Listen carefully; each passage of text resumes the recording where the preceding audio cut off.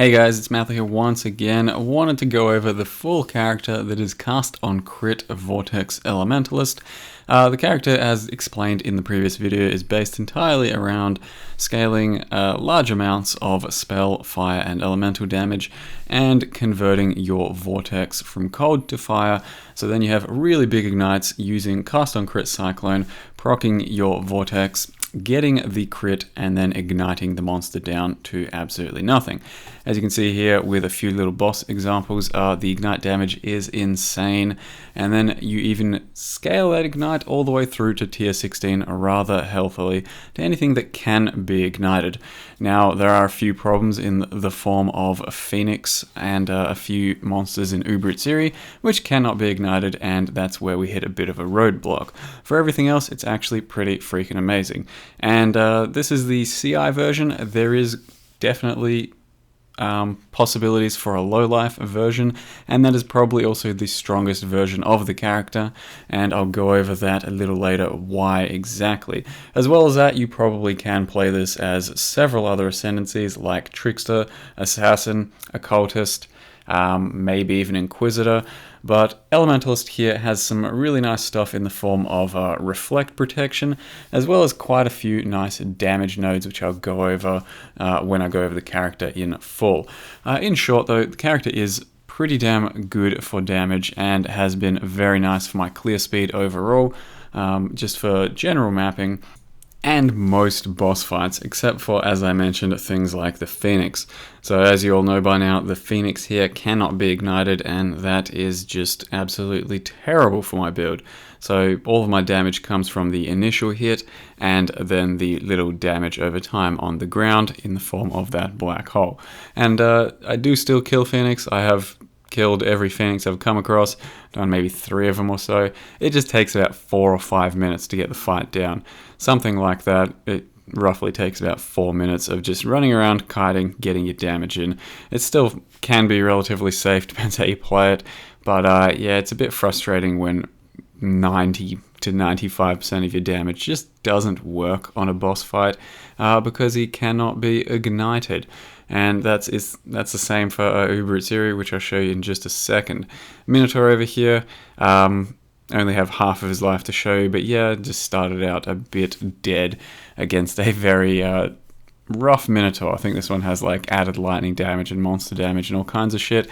Minotaur's pretty easy too though, and so are most tier 16s, as well as a Shaper. I've now done something like 5 Shaper runs, haven't died or haven't lost any of those sets.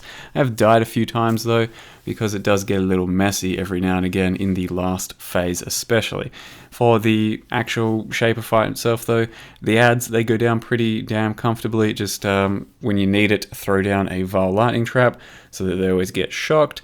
We have our Orb of Storms down, which helps us keep up elemental equilibrium, as well as additional curse whenever you need it.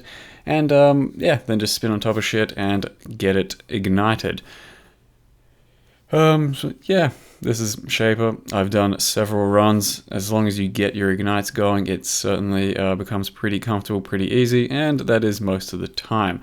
Now, the low life version of the build will probably do a whole lot more burn damage. So throughout this entire video and clips, you'll see quite a lot of burn damage. Picture low life being about 30% more, because the low life version of the build scales the dot another 30%, as well as giving you probably a little bit more damage just from pain attunement itself on the initial hit, compared to being a CI and using a Skin of the Loyal like I do for +1 to gems. So that helps bridge the gap in damage, but low life will certainly give you an extra or an additional 30% on top of everything, and then scale your burn by 30% as well. And I'll go into a little more detail about that shortly. But Shaper runs, they are not the greatest for well, out of any character you could ever pick, but they are smooth enough. As you can see here, this is the phase 3. This is where I fucked up a few times, and inevitably just got myself killed as well. And then just zoned back in and ignited him once more, and he died. Uber is actually a really bad one for Ignite-based builds, because The 2 vials you start out with, when you kill one of them, the other one gets enraged. When the other one gets enraged, he cannot be ignited anymore. So you will then have to kill him with just initial damage. I got pretty lucky there by getting them both very low, and that helped out quite a lot.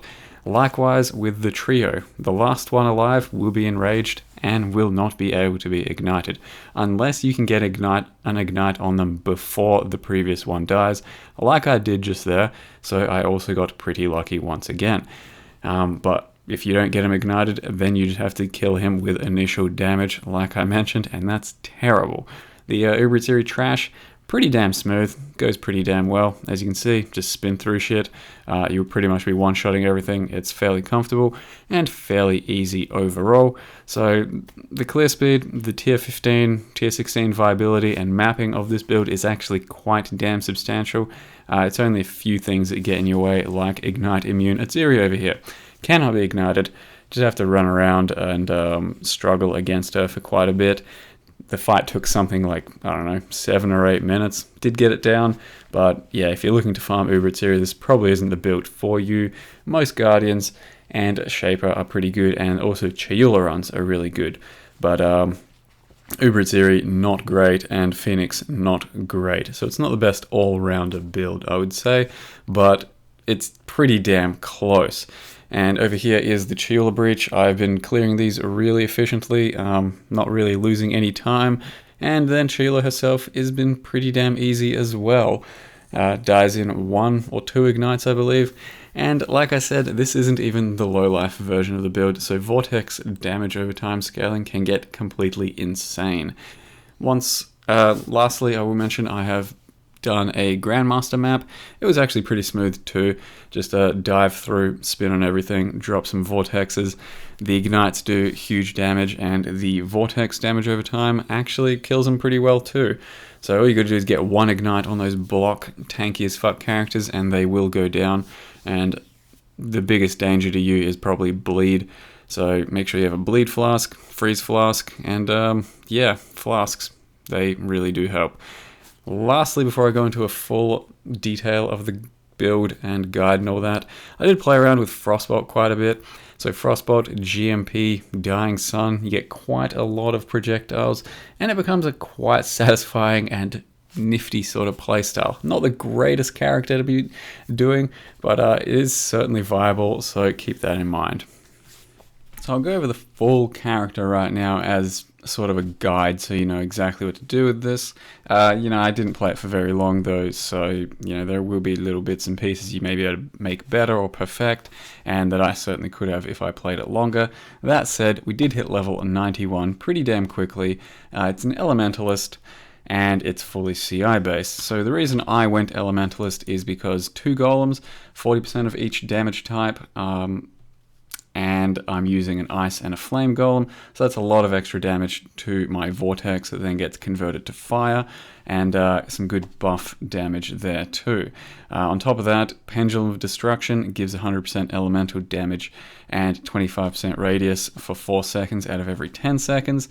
Mastermind of Discord will give me 25% fire penetration whenever I use my Orb of Storms, which is whenever I want and pretty much always, and that lasts for 10 seconds, so it's a very good damage boost. And then of course, Reflect Reduction, very strong indeed, and I'm not sure how the other versions of the build like Assassin or Inquisitor would go against tackling Reflect. It might be pretty damn tough.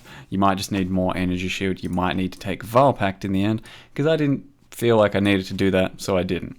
The text that goes with the character over here, using a Skin of the Loyal, there's the links over there, and also a few stats.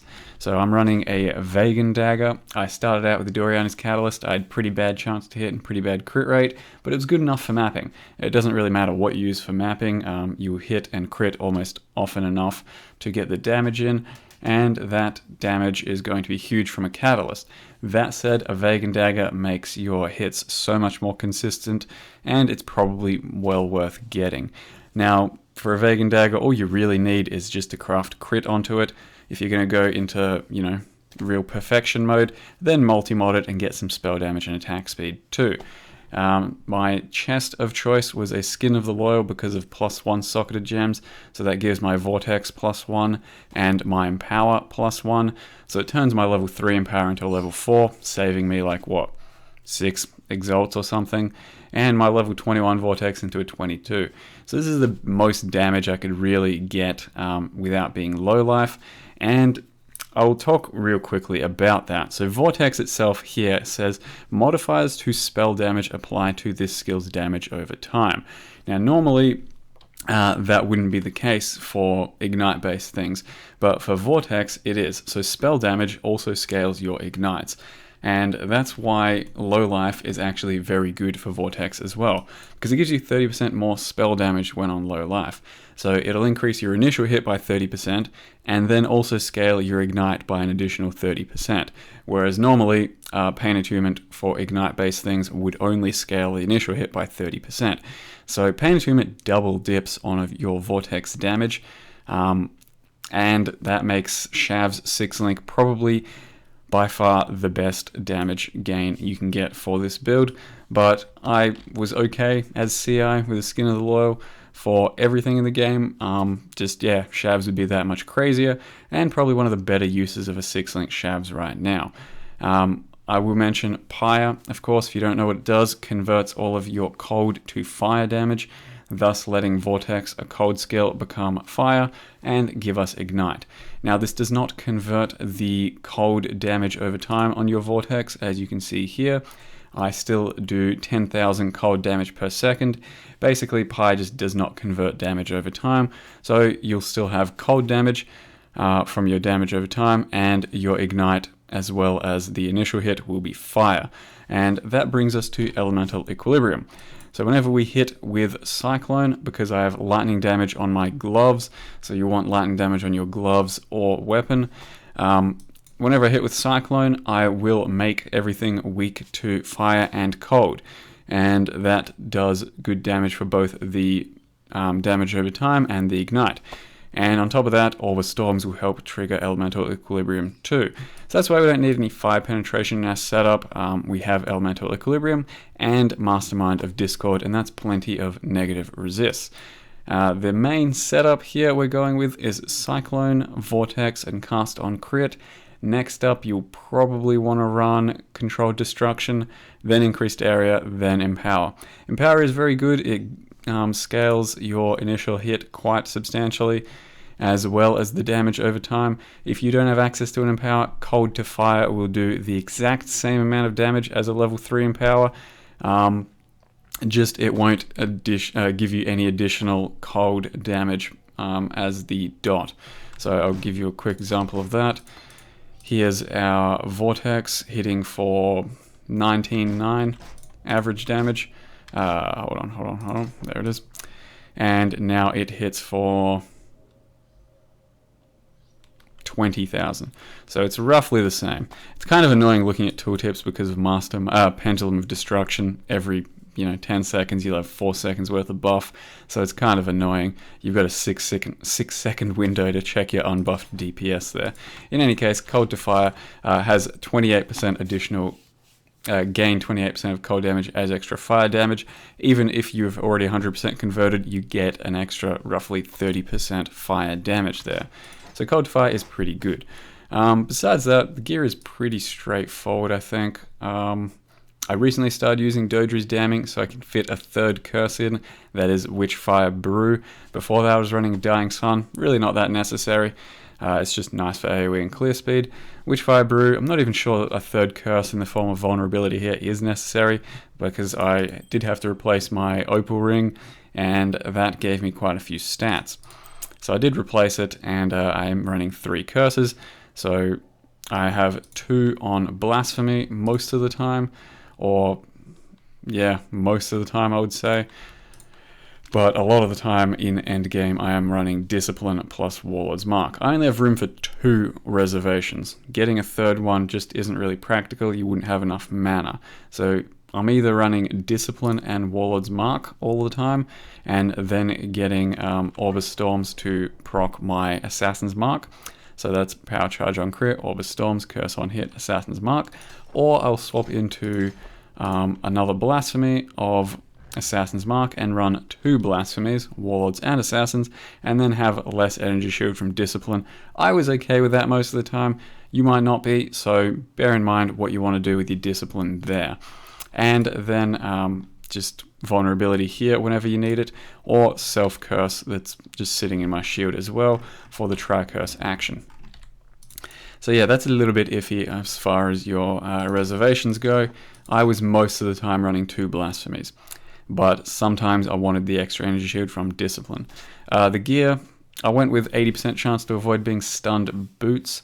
Most of the time, if you're cycloning, you're never going to get stunned, but sometimes you will when you stop or when you go to cast an Orb of Storms, so having this on boots goes a long way. Gloves, just try to get some energy shield and lightning damage to attacks, like I said, or you can get some here. So lightning damage to attacks is pretty important for your elemental equilibrium. Belt, I needed some strength there as well as energy shield. And the amulet, I went with a Voice of the Storms just to fill out a lot of crit. So critical strike chance increased by uncapped lightning resist. That gives us, if we're just standing around here, 150. It's whatever you're overcapped by from 0. So if in Merciless you have, or in maps you have an additional 75 lightning resist, you get 75% crit. Can go higher though. Yeah, so just gives us a bunch of crit, bit of stats, and there's no point upgrading it because it'll just reduce our lightning resist and not really add much damage anyway. The helm enchant, 12% vortex radius, not that important either, but I did pick one up and then tried to roll some kind of helm. And the shield wasn't that amazing, just 400 energy shield with a bit of crit. Ideally, spell damage would be a lot better.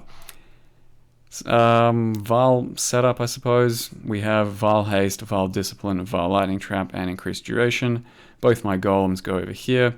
Travel setup is Shield Charge, Faster Attacks, and Fortify. And Flask setup is a Series Flask, a Diamond Flask with Bleed, a Quicksilver Flask, and a Silver Flask with Freeze Immunity. Besides that, not sure what else I have to mention. Energy from within over here. Jewels, in general, you want fire damage. Spell damage is fine. Crit multi.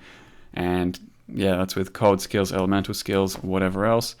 And yeah, you're looking for mostly crit multi, I would say, because we are a bit small on the crit multi in the passive tree. And I've also been forced to take some dexterity, some strength nodes here or there, just to be able to fit in all of our requirements for our gems. Like the golems specifically, they need dexterity and strength, and so do a lot of other things. So yeah, that's the character in whole. Feel free to use it if you like it. I had a lot of fun playing this one. Vortex with the microtransaction of Black Hole is very fun. If I had a Shavs, I definitely would have gone Pain Attunement, a 6-link Shavs rather. I do think that would have been worth it. That's about it for the guide, guys. Yeah, if you played the character, hope you have fun, and thanks for watching. See you next time.